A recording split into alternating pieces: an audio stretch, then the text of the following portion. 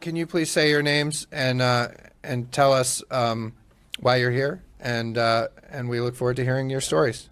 My name is Hima Kolanagi Reddy. My name is Andrew Cito. And can you tell us why you're here? I was a pole challenger, and I got trained by MIGOP and also Where were you a pole challenger? at TCF Center. In Detroit. Yes. And were you too? Yes, I was a volunteer at the TCF Center on election night. Okay. I got trained by MIGOP and also by the Election Integrity Fund, but then I received my credentials from the MIGOP. So on the 3rd of November, I was representing MIGOP on the floor. And all I was doing that day was just stand behind the tabulators. I do IT. I have an IT staffing firm, so IT is my specialty. I was standing behind the tabulator machines, and I could tell right away that most of those people did not know what to do when a ballot gets jammed. And I had to literally stand behind them and say, you need to discard when a ballot gets jammed. And just like the previous witness, what she was saying, yes, those tabulators were getting jammed, at least, like she said, 3 or 4 times an hour. And if they knew what to do when there is an error, they were doing it right. To explain to the other person who was asking, when you take the jammed ballot out, you have an option to discard the number. There is a column that says, that's actually tabulating, that's incrementally tabulating every time a ballot gets scanned. So when a ballot gets jammed, you have an option to go and say discard. Then it makes it 0. But you also have an option to continue. So what happens is when you take those one jammed ballot plus the rest of the ones that got tabulated and put them through again, like feed them, if you say continue tabulating, it will add to that 24 or 25 wherever it got jammed, and then again rescan this entire thing. Like she said, the number only has to be 50. There were machines, at least not the machines I was guarding. I was behind tabulator number 5 and 6. And because I was on top of them, telling them every single time, stepping forward and saying, you didn't make it 0, those machines were doing okay. But I did come across a couple of other machines where the numbers were 300, 400. It's not supposed to be. But I could clearly tell that some of those people didn't know how to discard and start again. So was there an overcount? Yes. Was it off by thousands? I can't tell. I only can tell what I saw. And I witnessed that some people didn't know what to do when it was getting jammed. I don't know how much of training they all had, but some people did not know IT. Similarly, at the county board too, where I witnessed this big stack of ballots that came in with a note saying not in EPB/S, which is not in election poll book or system. I didn't even know that can even happen, that you can actually have ballots that are not in the poll book or in the system and still be fed into the system. These people were manually entering it, and I have the table numbers where this was getting done, like the counting board numbers. And they didn't know. They were manually feeding it with a birth date of 1900 something. And when I asked the supervisor why they were manually being fed, they said they did not know. They're only doing their job, and if I have a problem, I could go talk to somebody up there. But the thing is, they didn't even know how to unlock the voter record when it gets jammed. Because I'm in IT and I can understand the code behind it, I had to literally help them. I'm like, you have to go do this and do that. And that's when they kind of knew. So I could clearly tell most of these people didn't have enough training, and they were just monotonously doing their job. And whether it was intentional or not, again, I cannot witness to that. I can only tell what I was there for. And again, I just want to tell everybody here that when we became a poll challenger, our intent was not to get into fights with anybody. I'm an immigrant, and this country gave me a platform to be what I am today. I run a successful IT business. I'm one of the fastest 50 growing companies in America. And I really love this country. When I became a citizen of this country, it was a choice I made. I had to give up my Indian citizenship to become a U.S. citizen. It's a choice we all make. That's a country we grew up in, but this is a country we chose to live. So we just have a lot of respect for this country. Putting ourselves out here, it's not fun. Trying to get our names out there, trying to just kind of intimidate us.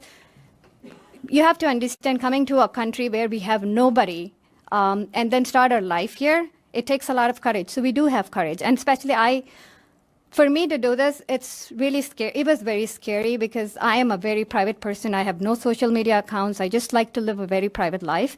But I knew what was at stake from what I witnessed at TCF, and my heart broke because I had a lot of respect. I still have a lot of respect for this country, and I don't believe in racism as like the mainstream media narrative. This country has given me a lot, and I'm very thankful for it. So today when I'm doing this, it's not because I'm trying to say who's good or who's bad. I'm just saying that this needs to be fixed. In a country like India, we have a national identification card without which we cannot vote. When we come into this country, we have a retina scan, we have fingerprints, everything when we are entering into this country through a border. How is that a vote, which is the single most important thing any person can do, is actually being cast without an ID, without any kind of oversight, and those ballots getting duplicated without an oversight, and all of this fraud that was happening? It was heartbreaking. So that's why I decided to put myself here. Another thing that I noticed is that there were Democratic challengers there. I don't even call them challengers. They were agitators. They were only there with one purpose. When GOP people or nonpartisan people signed up, we were only trying to ensure that there was integrity. Whereas when Democratic challengers signed up, their only purpose there was to intimidate the GOP people and get them out. So that was what was happening on the 4th when I got on the floor. I didn't have my GOP tag on, so automatically I was assumed to be a Democrat. And I have seen some women who came to me and said, let's get these MFs out. And she was singing that song. And for me, I don't listen to secular music, and these days you can't even tell what is cussing and what is a song.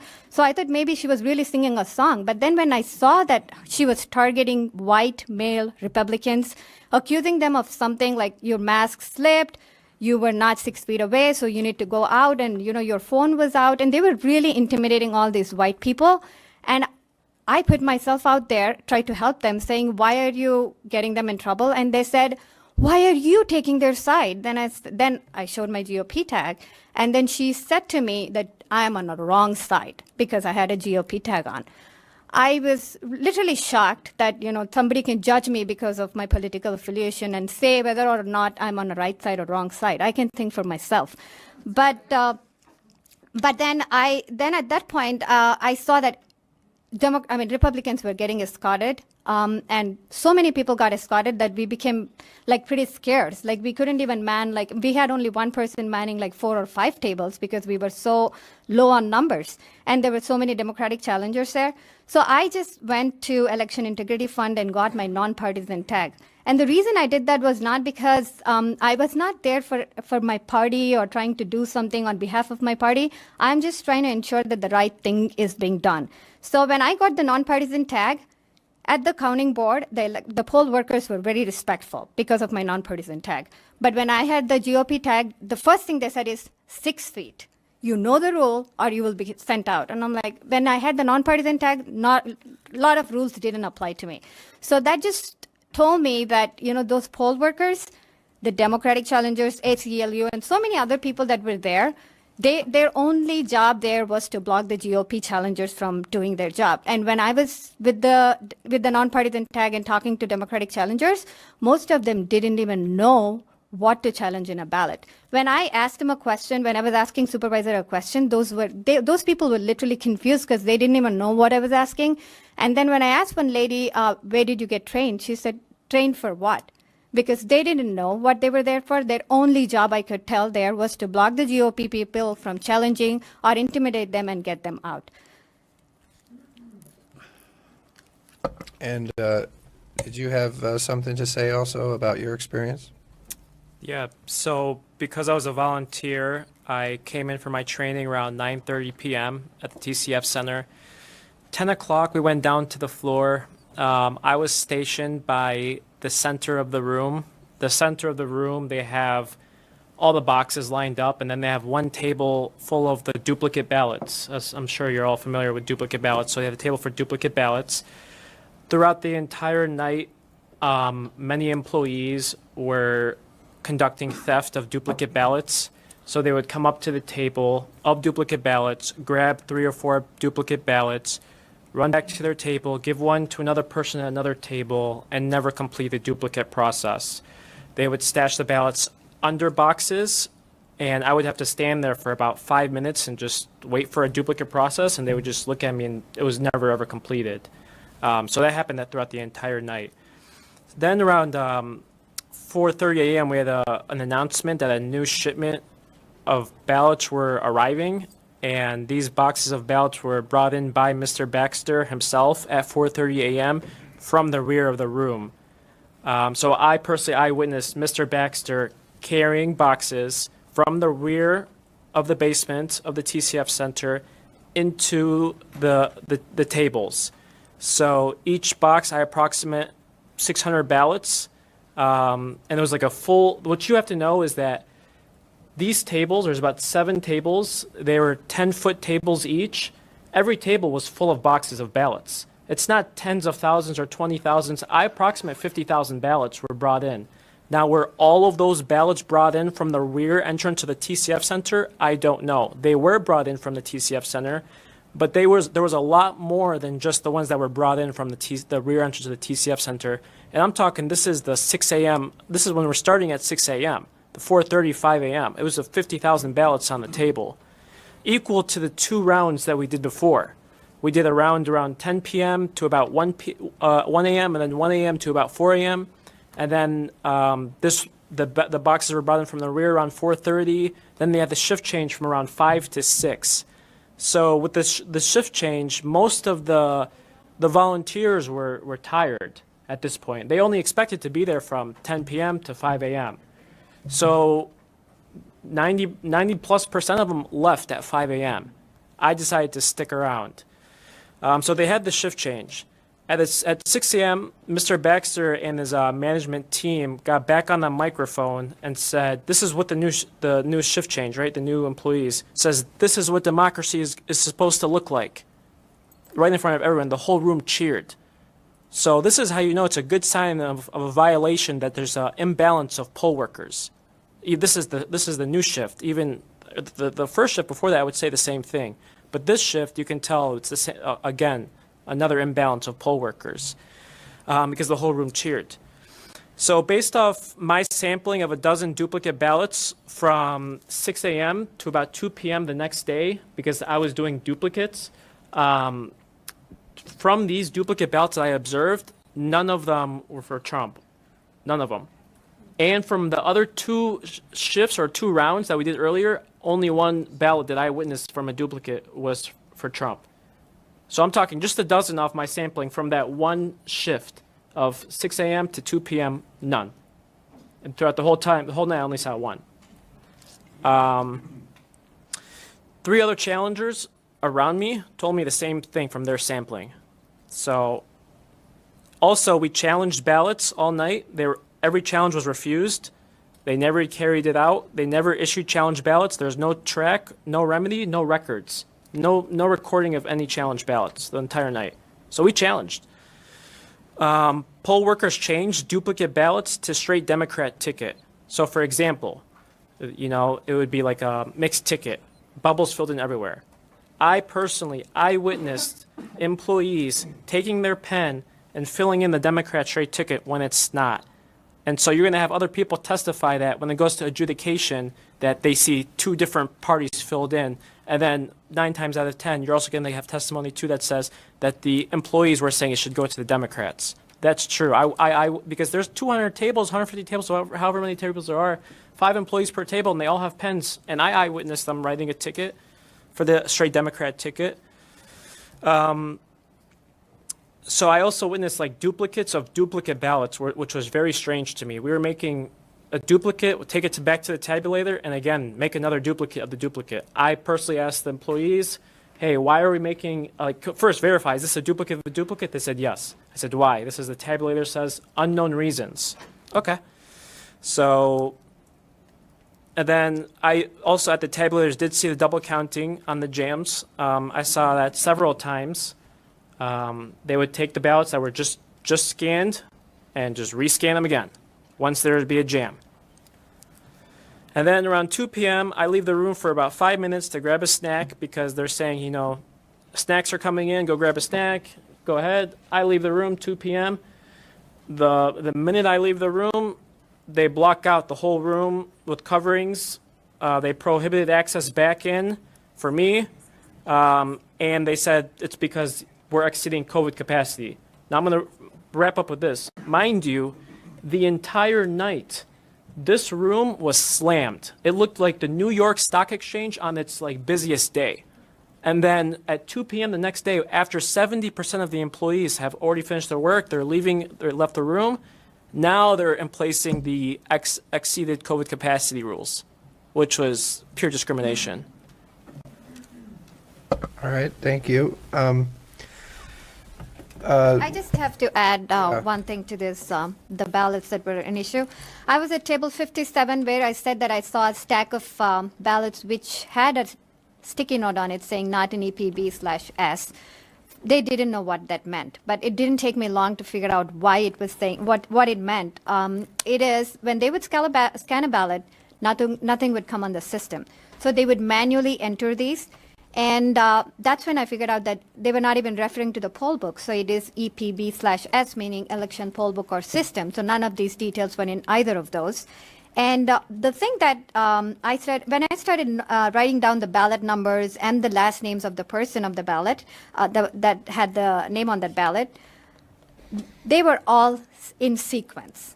These are absentee ballots, mail-in ballots. They cannot be in sequence. 2232 cannot have 2233 next to it because if they're mailed in, they come in all different numbers. And when I started noticing that these numbers are almost next to each other, like one or the other was in the middle, but then they were almost next to each other, my antennas went up. That's exactly when I thought something is not right here. Then I asked the supervisor. There was not even a date on those envelopes. It said November 0-2020. There was no second number there. Then I said, what is the date on this one? Then they got really mad at me. They said, you're not letting us do our job. You're disturbing us. And at that point, because we really don't want to be kicked out, so we were just kind of not challenging anything because we want to still stay in the room because we barely had anybody. Not only that, the sequence ballot numbers were all from the same area, like the Goddard Street in the downtown Detroit. Goddard Street, sequential ballots, signatures were all alike. They had no date stamp. It said like it was empty after 0. There was no third or second or first or nothing. And none of them were coming up in the system. They were all being entered manually. They even knew that none of these details would even be in the poll book or in the system. All right. Well, with that, thank you both for your testimony. We're going to go on to questions now. I'll start with Representative Steve Johnson. Thank you, Mr. Chair, and thank you for being here. I think it's the most compelling testimony we've had tonight. You talked about the 6-foot rule, people being kicked out for that. There was a court case prior to the election dealing with this and saying that you had to allow a poll challenger to break that 6-foot rule to verify information. All right, I've got pretty good eyesight myself. I can't see someone's written address from 6 feet away. So the court case made it very clear that they did have to allow that. Now, when you're not challenging, you have to keep your 6 feet. Were people allowed to break the 6-foot rule to challenge?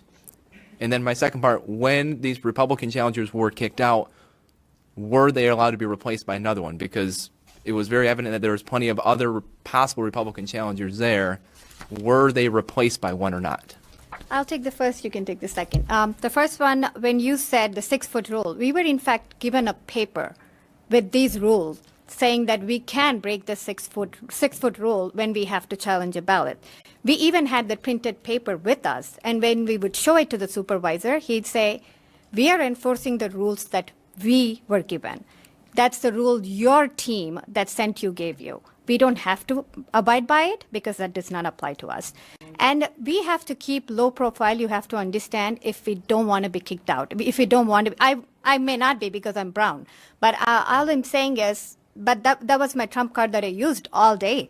But then the thing is, that's not a privilege for a white person. So white people, I could see, were not even daring to ask a question because if they were even a little bit louder, they would say, you're disturbing them, so they need to get out. And you have to understand the poll workers were ganging up with Democrats.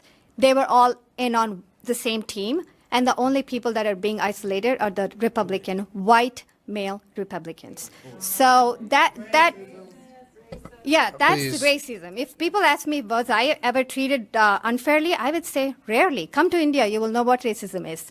But here, no, I've been treated with a lot of respect. Now I see white people are being treated as, so much worse than, I was ever treated. So those people were not able to really loudly challenge because they will get kicked out. They did not want to abide by that rule where we can break that 6-foot rule to challenge a ballot because they didn't want to listen to what we had to say. As per the second question, no.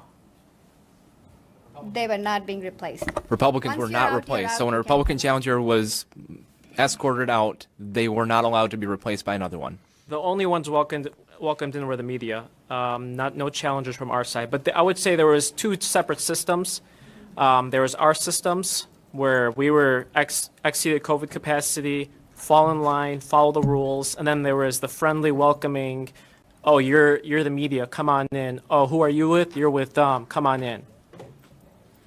Another thing I also have to say is when the GOP people were getting escorted out with or without handcuffs, every poll worker and all Democrats stood and clapped like it was some kind of, they all won a lottery ticket.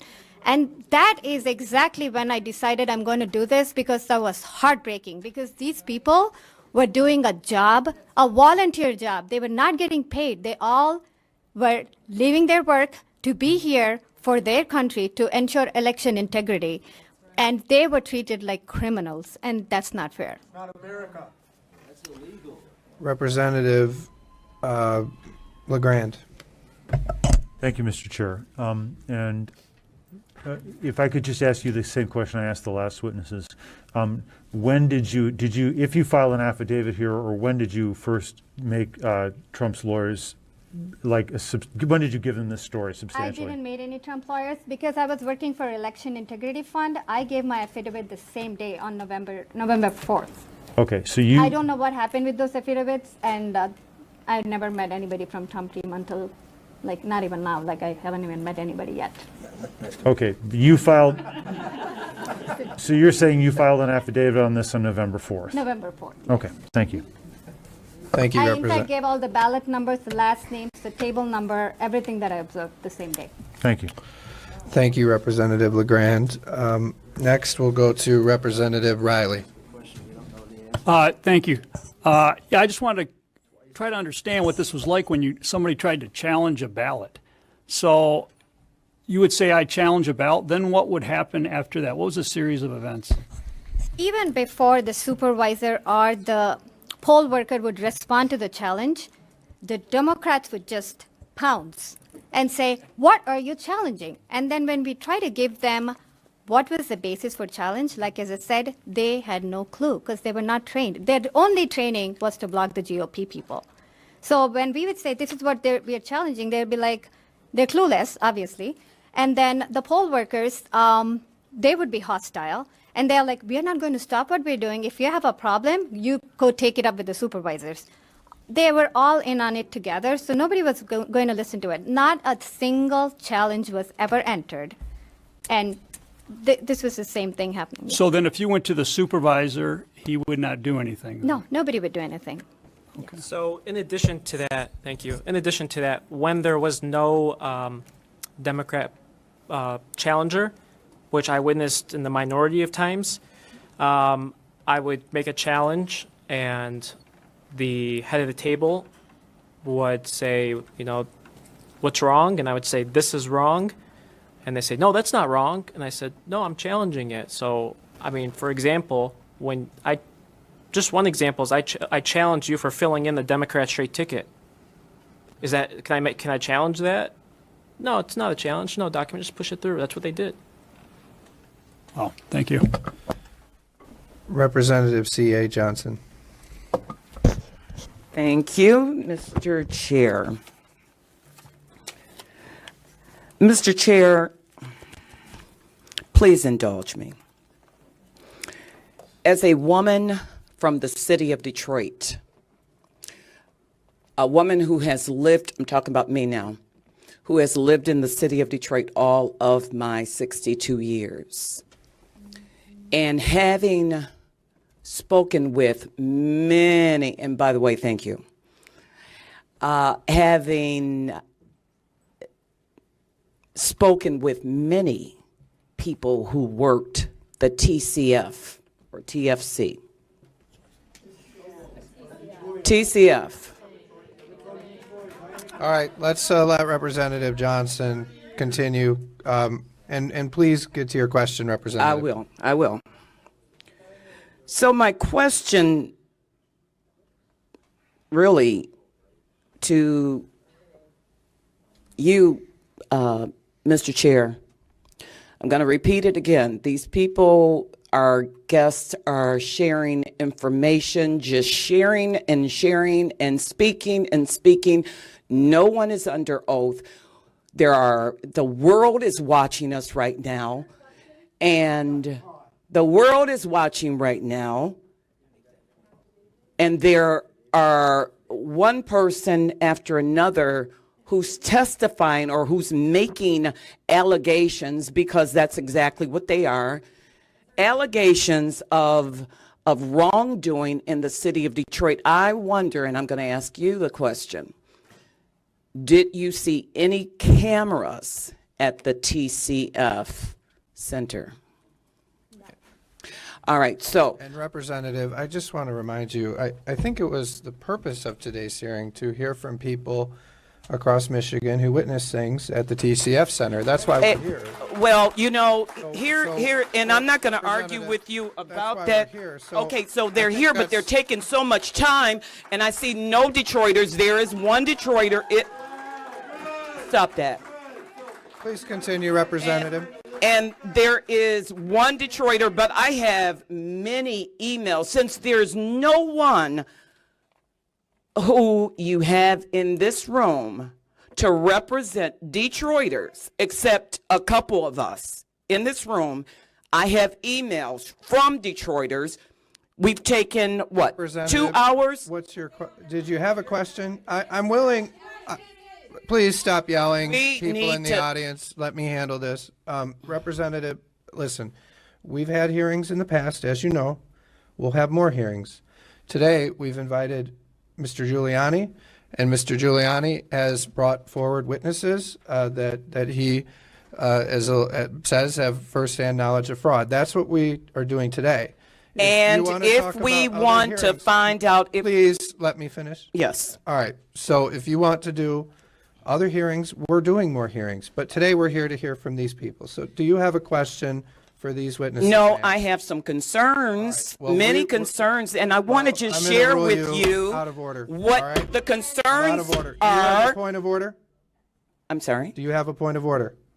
Yes. What is your point of order? Point of order is to have them under oath. You're out of order. As I've said, this is something that is not done here in this state. It's really only. It may not be done under the state, but you're allowing people to come in here and lie, and I know they're lying. Representative, you're out of order. I've indulged you, but you're out of order, and we're going to move on. On behalf of my witnesses, I would like to point out that every single witness we've presented here has sworn an affidavit as to all of these facts. And so, Representative, please, I gave you some room there, but we're going to move on. We're going to go May now. I say something, please? Sure. If that is what you want me to do, I would do it. And I will still repeat the exact same thing I watched. And you know what? I also want to say one thing. If it is a lie, it may change because a liar has to have a lot of memory power. If it is truth, you can ask me in the middle of the night, it'll still be the same. All right, I'm going to take this here. Please stop. We're going to move on now to Representative LaFave. Thank you, Mr. Chairman. I appreciate it very much. Audience members, we're not going to be able to get to the end of this if we continue with interruption. So I would ask a little bit more patience with us. I have 2 questions, as we have 2 witnesses. I hope that's okay, Mr. Chairman. If there are relevant questions, I will let you proceed. If they're not relevant, Mr. Chairman, please rule me out of order. I would appreciate it. Question number 1, as I heard from, could you say your name again? Hema Kolanagi Reddy. Hema, thank you. You want to try that? I'm going to try it once. I'm not going to try it twice because I got a bad memory. I heard that there are sequential ballots from one street called Goddard Street that have no dates. Correct. Approximately how many would you say? Each box would have 50 ballots. There were about three boxes there. I was already tired because we have no chairs. So I took down, after 20, 25 names, there's no point because you can see what's going on. So I immediately wrote down all those details, gave a sworn affidavit to Election Integrity Fund. And I said, this is what I witnessed. These are the names. These are the ballot numbers.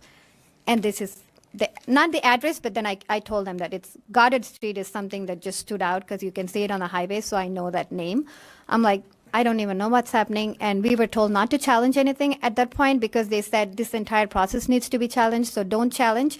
Try to stay in. Try not to get kicked out. So that's what I was doing. Very helpful. Thank you. Andrew, approximately how many duplicate ballots did you see in general? And then, if you could, approximately how many of those duplicate ballots, and these are your words, not mine, do you believe were stolen or taken off of the table and brought to places that you believe they shouldn't have been brought to? So, as my responsibility to stand in the center of the room by the duplicate table, an employee would come up and need a duplicate ballot, right? For example, just to layman's term, let's say there's a coffee stain on the ballot, right? Which none of these ballots had any real issues from as far as I know. They're all tabulator issues. But they would come grab a ballot, and my responsibility was to follow them to their table, to be the challenger, to observe over it. So there would be me, there would be the workers, and there would be a Democrat challenger, and we would observe over it. Throughout the entire time I volunteered, I would say between 24 to 36. And there were times where we had people stationed around the room. And so if there was someone who was stationed, like a Michigan GOP volunteer, right, was in a specific area, I would tell that employee, hey, watch over this duplicate ballot because I need to run back to the center of the room in case someone steals more ballots again. So they would do that. And if no one was there, then I would watch over it. And I watched over maybe 2 to 3 dozen throughout the whole night. So that's the first part of the question. The duplicate theft started in the beginning of the night. Roughly 10:30 p.m., 10:15 p.m., I saw theft of duplicate ballots where they would grab 3, 4. So no clear number. The number that I saw was probably in the first shift, I would say over half a dozen, easy. Second shift, it was more hectic, and I would say roughly the same thing. But you also have to take and consider that the third shift from 6 a.m. to 2 p.m. the next day, and also the 1 a.m. shift, because people were leaving at 2 a.m. and 1 a.m. They wouldn't stay until 5 a.m. because we're less people volunteering because they're weeding off. That the table was guarded less, and we have less people, so there's more opportunity for theft. Does that help a little bit? Absolutely. Thank you very much. Thank you, Mr. Chairman. Thank you. Representative Camilleri.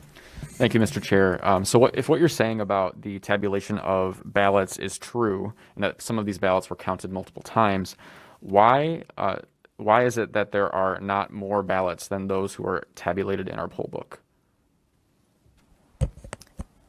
I do not know how your system works. I do not. One thing I know is there were several ballots that were not in the poll book or in the system, and they were being entered manually. So how are you finally taking a tally of it? I do not know that. All I'm here to tell is what I witnessed. I do not know, end of the day, how you put all of this data together and how you come up with a number. And if it's tallied like a balance sheet, great. I don't think we would be here if that tallied.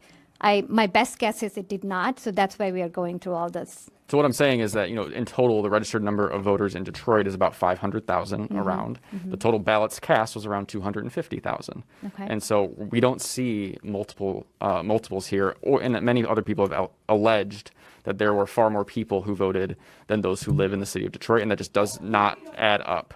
It just Thank doesn't you, add up. Representative. That And I was think not you've- part of my thank you. testimony. I was- know. I know. I Thank think you. you asked a question, and she said she wasn't familiar. I'm good. Thank you. Okay. With that, I think we appreciate it. I did want to ask you though, do you have any? I mean, both of you have been there on the front lines. You've been there in the TCF Center. You've talked today about what you've witnessed.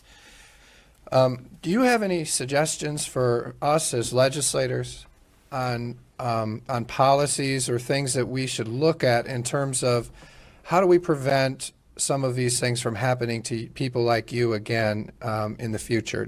Have you put any thought into that? Like if you were to see new laws or things that need to be looked at in terms of preventing in the next election some of these things from happening at the TCF Center? I would give you my perspective as being an outsider. I come from a country where a lot of things go wrong. Our countries are known for corruption. But when it comes to elections, there is, from what I've seen here to what we used to do back in India, it is a lot more organized now because we have an identification system. And the fact that now, as the other representative said, that you can actually show up and vote without an ID, it's shocking. How can you allow that to happen? Like, a lot of people think all Indians look alike. I think all Chinese look alike. So how would you tell? If some Chow shows up, you can be anybody and you can vote. And if somebody with my name, you can't even tell my name, anybody can vote on my behalf. So ID should be the basic requirement. Please, let's let her testify, everyone. We want to allow the witnesses to speak. Thank you. ID should be the basic thing, and there should be a cutoff date as to when you can request the mail-in ballots. It can't be like you can show up the same day and request it and give it the same day. The whole purpose of the ballot is defeated. I think you can put a lot of measures, maybe put policies that this does not get repeated because, and again, the fact that there was not a Republican present on every counting board, that was also a shocker. A lot of people I know from my own church, they wanted to work as a poll worker, but they were told that the positions were full, so they don't need any more Republicans. If only there was a Republican present at every table, maybe a lot of this would have been avoided. And also, I think, that the whole vitriol of the entire poll workers that were there, that to me was the shocking thing. I would expect a lot more respect. These are all fellow Americans. If it was towards an immigrant like me, at least maybe it's understandable, but these are all fellow Americans. Why would you hate them just because of their political affiliation? Maybe that could change. We're talking a lot about hate, BLM and everything.